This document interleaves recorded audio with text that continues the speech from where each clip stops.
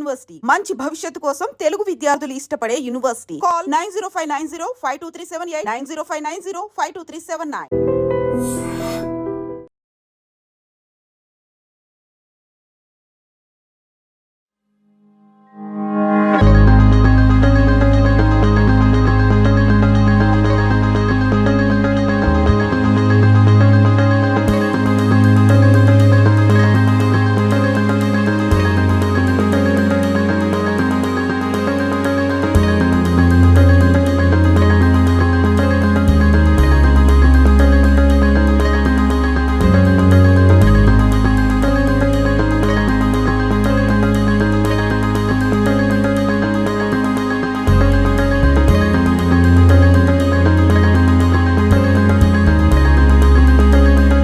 Aggressive revenge. Pahalgam దాడి తర్వాత ప్రతీకార చర్యల్లో భాగంగా భారత సైన్యం ఉగ్రవాదులపై విరుచుకుపడుతోంది. ఉగ్ర స్థావరాలను మట్టుబెడుతున్నటువంటి భారత సైన్యానికి ప్రతి ఒక్కరూ బిగ్ సెల్యూట్ చేస్తున్నారు. అయితే భారత్ పాక్ మధ్య నెలకొన్న ఉత్కంఠ పోరు, యుద్ధ వాతావరణ నేపథ్యంలో ఎప్పుడైనా ఎక్కడైనా దేశంలో ముఖ్యమైన ప్రాంతాల్లో ఉగ్రవాదుల అటాక్ దాడులు జరిగే అవకాశం ఉంది. కాబట్టి భారత పౌరుల్ని అలర్ట్ చేయాలనే ఉద్దేశంతో కేంద్ర ప్రభుత్వం ఇప్పటికే డైరెక్షన్స్ చేసింది. పెద్ద ఎత్తున భద్రతా సన్నద్ధతపై మాక్ డ్రిల్స్ నిర్వహించాలి, భారత పౌరులందరినీ కూడా ప్రిపేర్ చేయాలి, అవేర్నెస్ కల్పించాలనే ఉద్దేశంతో చేస్తున్న మాక్ డ్రిల్స్లో ఈరోజు ఆంధ్ర యూనివర్సిటీ గ్రౌండ్స్లో కూడా మాక్ డ్రిల్ జరుగుతూ ఉంది. ఎన్డీఆర్ఎఫ్, ఎస్డీఆర్ఎఫ్ అలాగే ఎన్సీసీ క్యాడెట్స్ కూడా ఈ మాక్ డ్రిల్లో పాల్గొంటున్నారు. సో ఎలాంటి ఎక్విప్మెంట్స్తో వాళ్ళు సిద్ధంగా ఉంటారు, పౌరులు ప్యానిక్ అవ్వకుండా ఎలా కేర్ తీసుకోవాలి, ఆ దాడుల నుంచి తమను ఎలా రక్షించుకోవాలి అనేదే ఈ మాక్ డ్రిల్ యొక్క ముఖ్య ఉద్దేశం. సో మనతో పాటు యుగంధర్ సార్ ఉన్నారు, ఎన్సీసీ ఆఫీసర్ ఏయూ నుంచి. సార్తో మాట్లాడి చాలా విషయాలు తెలుసుకుందాం. బట్ ప్రతి భారతీయుడు ఇప్పుడు ఆపరేషన్ సింధూర్, సో ఆ టైటిల్లోనే కనపడుతోంది. ఏదైతే పెహల్గాం ఉగ్రదాడిలో మహిళలు అంటే పురుషుల్ని టార్గెట్గా చేసుకుని జరిగిన దాడుల్లో వాళ్ళ భర్తల్ని కోల్పోయినటువంటి మహిళలకు సరైన న్యాయం తీర్చడానికి ఈ ఆపరేషన్ సింధూర్గా కనపడుతోంది సార్. సో యాజ్ ఏ ఇండియన్గా అలాగే ఎన్సీసీ ఆఫీసర్గా ఏం చెప్తారు? ఇది అసలు చాలా హర్షించే సిచ్యుయేషన్. అసలు అది మన ప్రైమ్ మినిస్టర్ గారు ఆ రోజే ఈ జరిగిన సిచ్యుయేషన్లో ఆయన శపథం చేశారు, మట్టిలో కలిపేస్తా అన్నారు. నిజంగానే ఆయన మాట చెప్పిన మాటని నిలబెట్టుకున్నారు. రాత్రి జరిగిన దీనిలో 90 మంది ఉగ్రవాదులు మరణించారని న్యూస్లో విన్నాము. సో ఈ ఆపరేషన్ సింధూర్ అనేది అసలు అప్రోప్రియేట్ నేమ్తో ఆ ఆపరేషన్కి పెట్టిన పేరు నాకు చాలా హ్యాపీ అనిపించింది అసలు. ఎందుకంటే మన భారత దీని ప్రకారం మహిళలకి భర్త చాలా ఇంపార్టెంట్ పొజిషన్. ఇక్కడ మిగిలిన కంట్రీస్ కన్నా ఇక్కడ మాత్రం దానికి తగ్గట్టు ఆ పేరు పెట్టి పిఎం గారు ఈ రాత్రి చేసిన ఈ అటాక్కి నేను యాజ్ ఎ ఇండియన్ నేను చాలా హ్యాపీ ఫీల్ అవుతున్నాను. సో ఇలాగే అంటే మన ఎకానమీ బాగుంటుంది, మన డిఫెన్స్ సిస్టమ్ బాగుంటుంది అలా అని చెప్పి ఎవరి మీద మనం ఎప్పుడు డిస్టర్బెన్స్ క్రియేట్ చేయలేదు. పక్కన వాళ్ళు వచ్చి మన మీద డిస్టర్బ్ చేయడమే కానీ ఇండియన్స్ మీద ఎంత పవర్ఫుల్ అని పక్క కంట్రీస్ మీద ఎప్పుడు ఇలా యుద్ధానికి ఎప్పుడు కాల్దోలేదు. బట్ పాకిస్తాన్ సిచ్యుయేషన్కి వచ్చేటప్పటికి వాళ్ళు వచ్చిన డబ్బులన్నీ డిఫెన్స్ మీద పెట్టి ఎప్పుడు ఈ టెర్రరిస్ట్ని వాళ్ళ ప్లేస్లో మన దేశం మీద ఎప్పుడు పంపిస్తామని జరుగుతూ ఉంది. సో దీనివల్ల ఏంటంటే వాళ్ళకి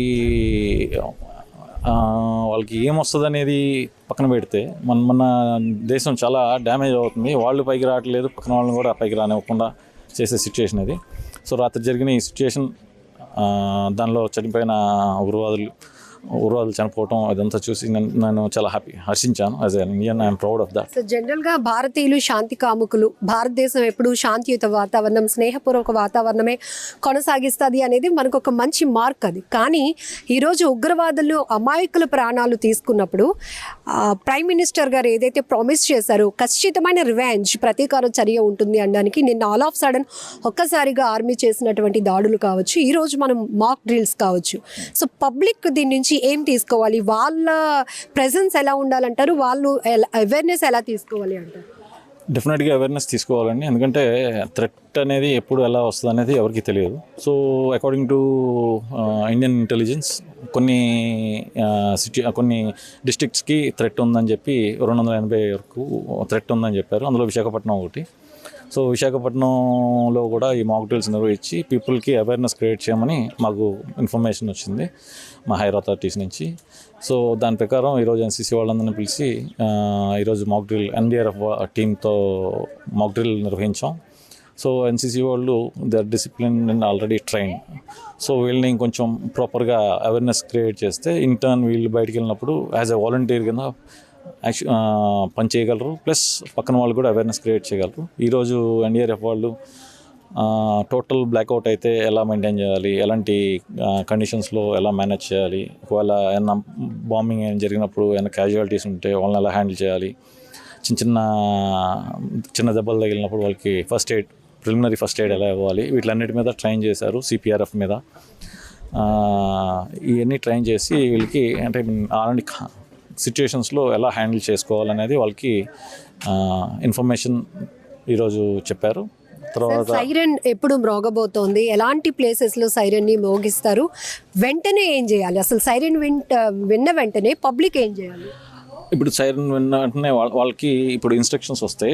డిఫరెంట్ కైండ్స్ ఆఫ్ సైరన్స్ ఉంటే ఏ టైప్లో ఎలాంటివి వస్తే ఎలా మేనేజ్ చేయాలనేది ఇప్పుడు స్లోగా ఎన్డీఆర్ఎఫ్ టీమ్స్ త్రూ మీడియా ఇదంతా పాస్ చేస్తున్నారు. సర్టన్ ఏరియాస్ ఐడెంటిఫై చేస్తారని చెప్పారు. ఇప్పటి వరకు మనకి ఇలాంటి సిచ్యుయేషన్ రాలేదు, ఇదే ఫస్ట్ టైం ఇలా వచ్చింది కాబట్టి సో స్లోగా దీన్ని మనుషుల్లోకి పెనిట్రేట్ చేయాలి. వాళ్ళకి ఇలాంటి ఏం చేస్తే వాళ్ళు సేఫ్గా ఉంటారనే దీని మీద స్లోగా మీడియా ద్వారా కానీ సోషల్ మీడియా ద్వారా కానీ జనాలకి అవేర్నెస్ క్రియేట్ అవుతుంది. కొన్ని పాయింట్స్ ఐడెంటిఫై చేశారన్నారు, అది ఎక్కడ అనేది ఇంకా మాకైతే ఐడియా రాలేదు. అంటే మేబీ న్యూస్లో రిలీజ్ చేస్తారేమో. వీళ్ళందరికీ ఇట్లన్నిటి మీద పెట్టారు. తర్వాత మెడిసిన్స్ ఎలాగ స్టోర్ చేసుకొని ఉంచాలి, ఇంట్లో పెద్దవాళ్ళు ఉన్నప్పుడు లేకపోతే కొంచెం హెల్త్ ఇష్యూస్ ఉన్న వాళ్ళని ఎలా మెయింటైన్ చేసుకోవాలి. సో వీటి మీద కూడా చిన్న అవగాహన క్రియేట్ చేశారు.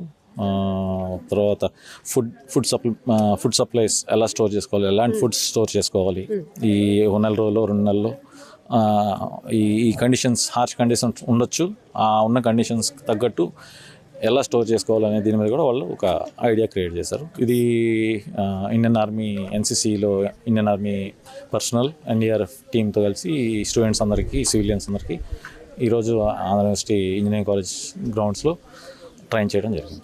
Thank you. సో భద్రతా సన్నద్ధతపై పెద్ద ఎత్తున సేఫ్టీ మాక్ డ్రిల్స్ అయితే కొనసాగుతూ ఉన్నాయి. ఈరోజు సాయంత్రం 4 గంటలకు కూడా పెద్ద ఎత్తున మాక్ డ్రిల్ జరగబోతోంది. సైరన్ మోగిన వెంటనే డిఫరెంట్ టైప్స్ ఆఫ్ సైరన్స్ ఉంటాయి, వాటి సిగ్నిఫికేషన్స్ కూడా మీడియా ద్వారా వెల్లడించడం జరుగుతోంది.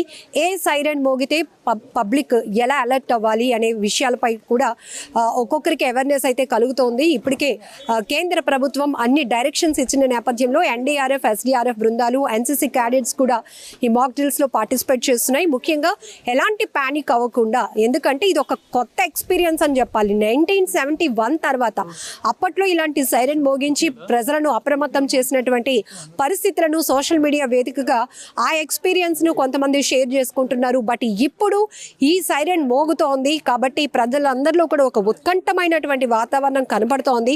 అయితే పబ్లిక్ మాత్రం చాలా సేఫ్ అండ్ సెక్యూర్డ్ గా ఉండటానికి కావాల్సిన భద్రతా ప్రమాణాలన్నీ కూడా ఖచ్చితంగా మేము పాటించడం జరుగుతోంది.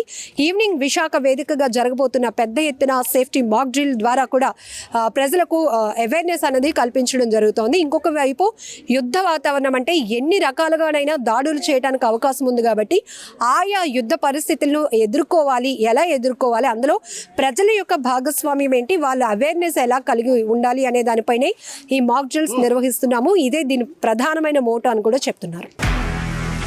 నిజంగా ప్రస్తుతం ఉన్నటువంటి సమాజం దేనికి ప్రయారిటీ ఇస్తుంది?